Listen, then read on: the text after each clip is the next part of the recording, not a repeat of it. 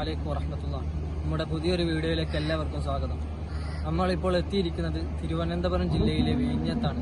എൻ്റെ പിറകിൽ നിങ്ങൾ കണ്ടുകൊണ്ടിരിക്കുന്നത് വിഴിഞ്ഞം തുറമുഖമാണ്. ഈ തുറമുഖത്തിന് അടുത്തായി തന്നെ വറുത്തരിയുപ്പാപ്പ എന്ന പേരിൽ പ്രസിദ്ധനായ ഒരു മഹാന്റെ മക്ബറയും അതുപോലെ മറ്റു ചില മഹാന്മാരുടെ മക്ബറയുമുണ്ട്. നമുക്കിന്ന് ഇവിടുത്തെ വിശേഷങ്ങൾ പരിചയപ്പെടാം.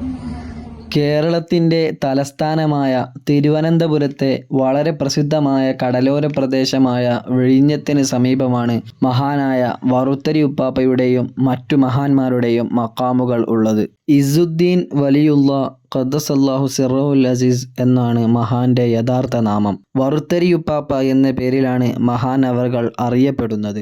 ഗർഭസംബന്ധമായ ബുദ്ധിമുട്ടുകൾ മാറാൻ വേണ്ടിയും സുഖപ്രസവത്തിന് വേണ്ടിയും വറുത്ത അരിയാണ് ഇവിടേക്ക് നേർച്ചയാക്കുന്നത്. അതുപോലെ മഹാന്റെ ജീവിതകാലത്ത് ആളുകൾ പല ആവശ്യങ്ങളുമായി സമീപിക്കുമ്പോൾ വറുത്ത അരിയായിരുന്നു മഹാൻ നൽകിയിരുന്നത്. അതുകൊണ്ടാണ് വറുത്തരിയുപ്പാപ്പ എന്ന പേരിൽ മഹാൻ അറിയപ്പെടുന്നത്. പഴയ കാലത്ത് വിഴിഞ്ഞം തുറമുഖം വികസിപ്പിക്കുന്നതിൻ്റെ ഭാഗമായി വറുത്തരിയുപ്പാപ്പയുടെ മഖാം ഷെരീഫ് മാറ്റാൻ വേണ്ടി ഉദ്യോഗസ്ഥർ യന്ത്രങ്ങളുമായി വരികയും അവ പ്രവർത്തനരഹിതമാവുകയും പിന്നീട് ഉദ്യോഗസ്ഥർ ആ പ്രവൃത്തിയിൽ നിന്നും പിന്തിരിഞ്ഞു പോവുകയുമാണ് ചെയ്തത് എന്ന് പറയപ്പെടുന്നു. വറുത്തരിയുപ്പയുടെ മഖാമിനെ കൂടാതെ മറ്റു 2 മഖാമുകളും തൊട്ടടുത്ത 2 പള്ളികളിലായി സ്ഥിതി ചെയ്യുന്നു.